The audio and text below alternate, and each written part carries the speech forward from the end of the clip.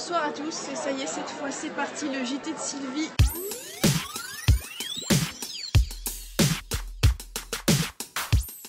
Je suis avec Marc Guidoni. Marc, voilà, bonsoir. C'est un JT spécial éducation, spécial jeunesse. Et Marc, tu peux nous redire peut-être rapidement qui tu es, d'où tu viens, ce que tu fais? Qui je suis, d'où je viens et ce que je fais. Alors, je m'appelle Marc, hein, ça c'est bien. Bonsoir. Voilà, et je viens du sud.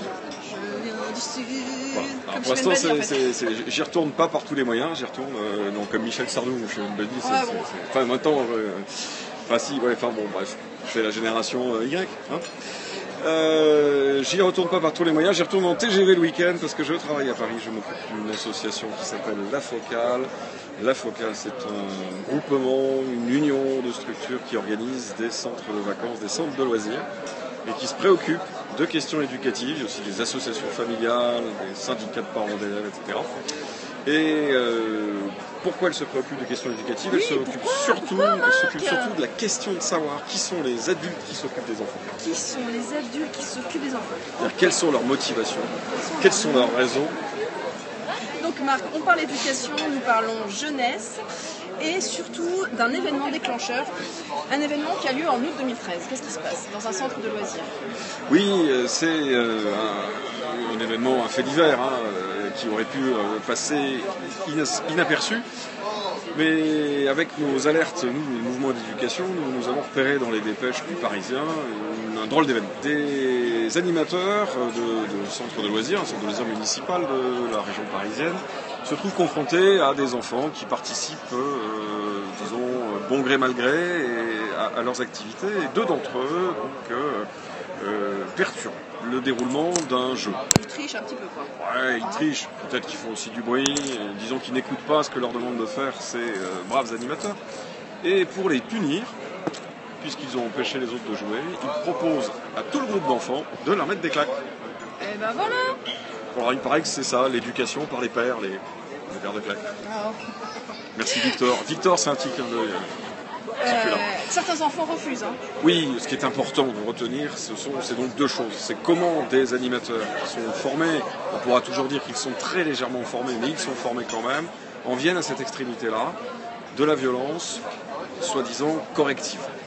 Et l'autre chose, c'est qu'ils invitent donc les autres enfants, sans doute excédés, de ne pas pouvoir participer à leur jeu. Bah oui, au bout d'un moment, un peu chiant aussi.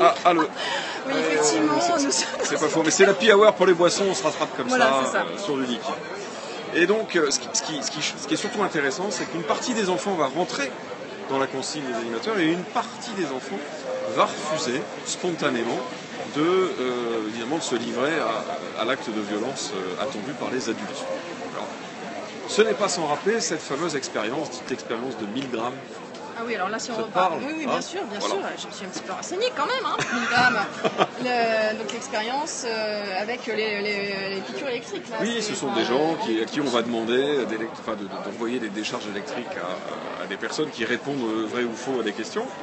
Et s'ils répondent faux, donc ils vont les sanctionner en envoyant une décharge électrique. Quitte à ce que, évidemment, les personnes souffrent. Des gens vont accepter, des gens vont refuser. Ça nous en dit long sur l'âme humaine. Donc cette expérience de 1000 grammes où à la fin, en fait, il y a plusieurs personnes qui vont aller jusque très très loin, puisque donc, ce sont des acteurs qui, évidemment, qui sont en réalité, électrocutés. c'est ça. Ouais. C'est pas pour de vrai, mais il y a quand même... des gens vont aller sous l'autorité, sous le contrôle, par l'injonction, jusqu'à provoquer donc, des situations de décès. Alors, fausses, puisqu'on a affaire à des acteurs. Alors oui, c'est un véritable choc que cet événement de l'été 2013. Alors du coup, oui, quelle réponse vous apportez à ce type de... En fait, le choc, c'est qu'on pensait les apporter déjà, les réponses. On pensait déjà expliquer à ces jeunes ou moins jeunes qui s'engagent dans des relations éducatives, qu'il s'agisse d'animateurs de colonies de vacances, mais aussi d'enseignants, et pourquoi pas de parents d'ailleurs, quand on y pense. On pensait déjà être en capacité de leur expliquer dans les formations que nous organisons, que nous animons, les structures que nous accompagnons, que l'important dans l'éducation, c'est la relation. Il s'agit de mettre en place avec les jeunes, avec les enfants, des choses un peu saines, pas forcément des choses exceptionnelles, mais de poser sur eux un regard qui les laisse penser que grandir, d'abord ça a de l'intérêt, et qu'en plus, ils en sont capables. Donc vos grandes lignes, c'est porter un regard sur les jeunes pour les faire grandir. Et aussi, tu m'as parlé de responsabilisation, prise de conscience. Oui, alors ça, si tu veux, c'est notre réaction. Notre réaction, c'est de dire qu'on peut expliquer aux gens comment il faut faire. On peut expliquer aux gens que ce qu'ils font ne convient pas, qu'il vaudrait mieux améliorer leur action. On anime des séances d'analyse de pratique, on essaye de mettre aussi des gens qui sont en situation professionnelle face à leurs difficultés pour les résoudre. Mais la formation ne suffit pas. Expliquer ne suffit pas. Il faut réussir à provoquer des prises de conscience, qui va être facilitée. Si vous suivez, on est à l'été 2013, on se préoccupe d'un certain nombre de choses, on va chercher des solutions. Et il y a 2 événements évidemment en France l'année passée qui vont nous provoquer encore non seulement cette fois la prise de conscience, mais aussi l'urgence d'une solution. Et donc vous avez un projet qui, on va dire, concrétise votre initiative. Ça se passe à côté d'Aix-en-Provence, au Camp des Milles. Oui, c'est une rencontre. On s'est aperçu que... Tu peux nous dire le Camp des Milles, le Camp des Milles, ce que c'est? Le Camp des Milles, c'est une histoire terrible. C'est une usine dans laquelle on fabriquait des tuiles et des briques, près d'Aix-en-Provence. Aix-en-Provence, le soleil, les cigales, ça nous fait rêver. Près d'Aix-en-Provence, donc, et cette usine, on va s'en servir pour interner des gens qui ont l'accent allemand à la fin des années 30, au moment où la France rentre en guerre avec l'Allemagne. Comble du malheur pour ces personnes, c'est que si elles sont là en France dans les années 30, c'est qu'elles ont fui le nazisme. Évidemment, elles sont pour la plupart de confession israélite. Et lorsque l'État français va signer donc, un pacte avec le régime fasciste allemand, eh bien on va déporter les gens qui sont dans le camp, puisque ça tombe bien, on va faire un petit cadeau aux Allemands pour démarrer. Quel est le terme qu'on peut utiliser pour parler de ce camp? On parle de concentration? C'est en quelque sorte un camp de concentration. Au sens strict d'ailleurs, on va y concentrer une population qui ensuite sera chargée dans des wagons à bestiaux, qui passera par Drancy et qui ira vers Auschwitz. C'est un camp d'internement au sens historique du terme toutefois, mais c'est un lieu qui est chargé d'histoire et chargé de symboles. Et le principal symbole, c'est comment des gens normaux, des gens anonymes, qui travaillaient dans cette usine comme ouvriers jusqu'à sa réquisition par l'État, vont en quelques heures basculer pour devenir des gardiens et pour la plupart d'entre eux, la majorité d'entre eux, devenir donc des complices de ce qui va se passer, de l'atrocité qu'ont connue un certain nombre de populations pendant la Seconde Guerre mondiale. C'est ce qu'étudie une fondation qui est installée sur ce lieu aujourd'hui. Comment des gens anonymes, comment des gens normaux, on n'est pas dans le « qu'est-ce que j'aurais fait moi à l'époque », mais aujourd'hui, qu'est-ce qu'on peut faire pour que dans nos vies, on ne bascule pas. Ces choses-là soient plus possibles. Et alors cette rencontre avec les acteurs de ce lieu, la rencontre avec le lieu aussi et son histoire, et cet événement de la fin de l'été 2013 nous ont fait dire il faut qu'on trouve une solution. Pour que dans tous les dispositifs éducatifs, qu'il s'agisse des crèches, des garderies, des centres de loisirs, des colonies de vacances, dans le milieu confessionnel, des patronages, et évidemment aussi de l'école, comment on peut faire en sorte que les adultes, dans tout ce qu'ils mettent en place, posent un regard qui soit un regard de croissance et pas un regard qui puisse conduire à un jugement de valeur, qui enracine des préjugés et qui condamne les gens à être moins que ce qu'ils sont. Parce que la violence d'un génocide, de la Shoah, ça nous paraît énorme, etc. Mais en fait, de ce que je comprends, c'est qu'elle peut commencer de manière très insidieuse par des petites choses dans la cour d'école ou dans les centres de loisirs. C'est exactement ça. Ce que nous avons découvert à travers l'épisode de la fin de l'été 2013 et que nous avons enrichi des travaux scientifiques de la Fondation du Camp des Milles, c'est cette certitude qu'il est souvent, sitôt, trop tard pour agir.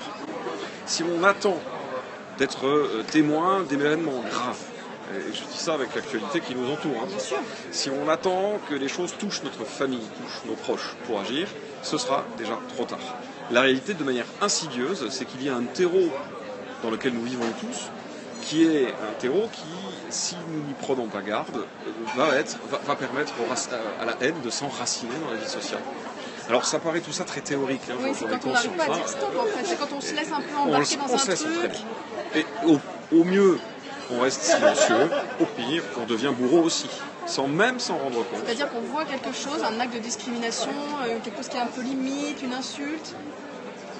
Un acte de viol. Oui, c'est ça. bien évidemment, tu parlais, le camp d'Émile fait référence à la Shoah, il fait référence au génocide des Arméniens, il fait référence aussi aux Tziganes, à ce qui s'est passé au Rwanda, mais il fait aussi référence, dans une partie plus moderne de l'exposition, à un certain nombre d'actes du quotidien. Pour nous qui travaillons dans l'éducation, on s'aperçoit qu'un enseignant qui rentre dans une classe, un enseignant même avant de rentrer dans sa classe, en traversant le groupe d'élèves dans le couloir, il pose déjà un certain nombre de regards sur eux. On est dans le quartier Saint-Michel, pour info. Et que le regard, d'où les prix des crêpes. Oui, et donc dès ces regards-là qu'il pose sur eux, dès le premier contact qu'il va avoir avec les élèves, il va soit encourager ou enraciner les préjugés qui existent déjà entre les personnes de la classe, soit au contraire donner l'occasion à ce que les différences qui existent entre les élèves soient, comme disait Jean-Jacques Goldman, autant de chance, mais surtout des choses sur lesquelles il va pouvoir s'appuyer pour que la classe fonctionne, pour que la classe s'enrichisse des valeurs de chacun et construise donc une réussite pour le groupe et pour chacun des élèves. Comment tu résumerais les grandes lignes, les grandes forces qui font que vous avez un projet éducatif qui va porter ce regard c'est toute la difficulté dans laquelle nous sommes aujourd'hui. Ce qu'on propose, c'est on invite les gens à prendre conscience qu'ils ne font pas toujours très bien. C'est douloureux, c'est pas vendeur, mais c'est essentiel de s'apercevoir que dans tous les fonctionnements des organisations humaines, ces jeux de pouvoir, ces jeux d'autorité, ces jeux de regard entre les personnes vont avoir un impact sur ce que nous ressentons, nous, dans nos relations. Et c'est vrai dans une équipe d'animateurs, c'est vrai dans une salle des profs. Une salle des profs, je pense, comme une cour de récréation, sont des lieux où se consolident des préjugés. Et ce que nous proposons, à travers des journées de formation, puisque c'est notre savoir-faire, à travers de l'ingénierie pédagogique qui s'adresse aussi bien à des enfants de maternelle qu'à des responsables des cadres éducatifs ou des cadres de santé dans des établissements qui accueillent des personnes en solidarité ou du grand âge. Ce sont des ateliers qui permettent de se rendre compte comment on peut transformer le regard qu'on porte sur les gens, comment on va transformer à travers ça le regard que les personnes posent sur elles-mêmes et comment on va rendre possible ce foutu vivre ensemble dont on nous rabat les oreilles depuis qu'il s'est complètement délité au lendemain des événements qu'on a vécu en 2004. Et donc justement, toi, tu as une réaction par rapport au vivre ensemble. Tu dis stop le vivre ensemble. Non, pas tout à fait. Notre véritable conviction, c'est que vivre ensemble, on n'a pas le choix en réalité. Et que ce vivre ensemble, ça fait longtemps qu'on l'a oublié et qu'on vit côte à côte. Qu'on se subit. Je suis venu en métro pour te rejoindre, avec un métro qui était très retardé, donc qui était bondé. Je peux t'assurer que là, pour le coup, on vit ensemble. Oui. On se sent serrés les uns contre les autres dans une proximité qui fait que la première chose dont on a envie, c'est d'être seul.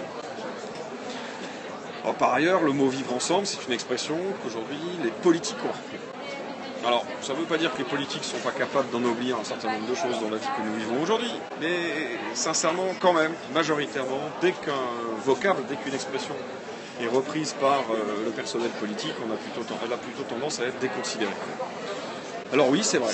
Nous, vivre ensemble, on dit qu'on n'a pas le choix. Donc vivre ensemble, ok. C'est un donné, c'est comme ça. Ce qui compte, par contre, c'est d'agir ensemble. Agir ensemble, et là, ça rejoint totalement la dynamique du JT de Sylvie. Agir. Agir. Et alors, c'est aussi à la mode, mais pas encore assez. Il faut faire plus. Il faut faire plus. Mais il faut faire simple. Essentiellement, nous, ce qui nous intéresse, c'est de convaincre les gens qu'il faut revenir à des choses simples. Se dire prêt à servir les autres, à tendre une main. Servir, tendre une main, ok. Et simplement à poser un regard. Je vais faire un clin d'œil un peu parisien, mais je trouve que c'est un de mes collaborateurs qui disait ça lorsqu'on l'a sensibilisé justement. Parmi les premiers acteurs que nous avons sensibilisés à ces problématiques, nous avons travaillé en interne dans nos propres relations, en RH, sur la manière dont l'autorité, dont la responsabilité, dont la prise de décision était faite dans l'organisme. Puis on a formé nos formateurs. L'un d'entre eux, parisien, me dit... En fait, ce que tu nous dis, c'est un peu comme lorsqu'on tient la porte à quelqu'un en sortant du métro. C'est un geste complètement anodin, qui peut paraître ridicule, mais qui change chaque matin la vie de quelqu'un. Vraiment des petits Je ne sais pas si gestes. vous avez déjà essayé, mais la tenir et attendre que la personne arrive, pas la balancer d'un grand coup. Ouais, mais si elle est à 15 mètres. Si elle est à 15 mètres, on peut discuter. On la tiendra à la prochaine, ou le lendemain matin.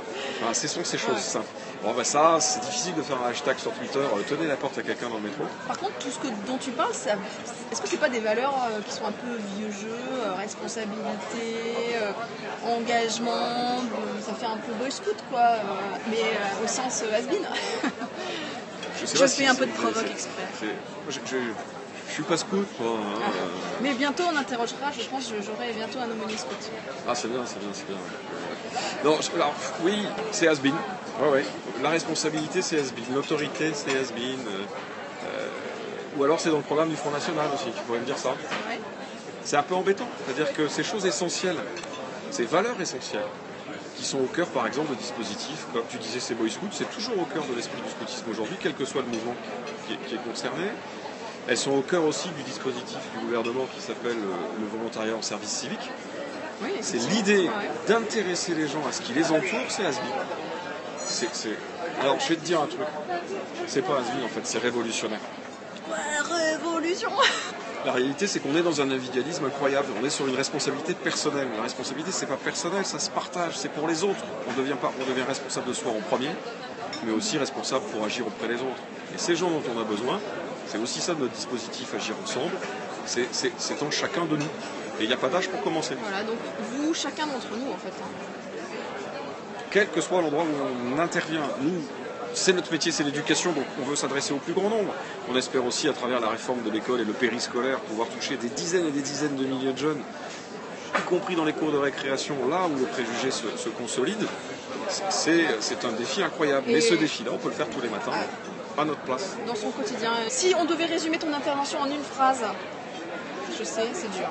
Non, je voulais dire deux choses. D'abord, je suis là, mais il y a un vrai collectif. C'est-à-dire que ce dont je vous ai parlé à ton invitation, c'est une démarche qui est une démarche collective. C'est pas la démarche d'un homme ou d'une institution. C'est la démarche des femmes et des hommes qui agissent au cœur de cette institution et qui veulent aussi rayonner. Et la deuxième chose, c'est ce qu'on voit écrit au camp d'Émile à la fin d'un film qui permet de prendre conscience que les mécanismes qui conduisent de la haine à la violence sont les mêmes, quelles que soient les situations de l'histoire où ces drames se sont vécus.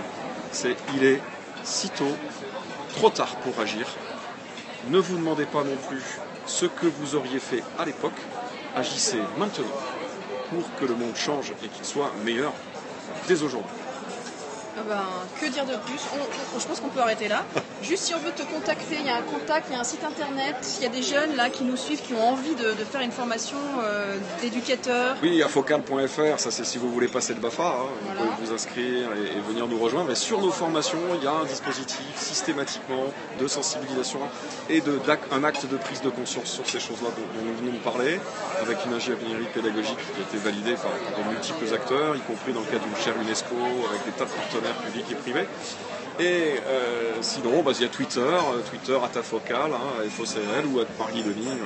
Je me ferai un plaisir de répondre à vos questions et de vous emmener avec nous pour réaliser encore plus loin, chez vous, dans vos structures professionnelles, là où vous agissez, vous accompagner et réussir ensemble à gagner ce pari. Merci à tous, merci Lionel, merci Mathilde, merci Roselyne, tous ceux qui nous ont suivis. Voilà. Je change de minute. D'avoir suivi ce JT. Et donc du coup, mercredi prochain à 20h pour un nouveau JT de Sylvie et avec d'autres surprises, pourquoi pas. Et on continue l'aventure ensemble. Allez, bisous, bye et bye. à très vite.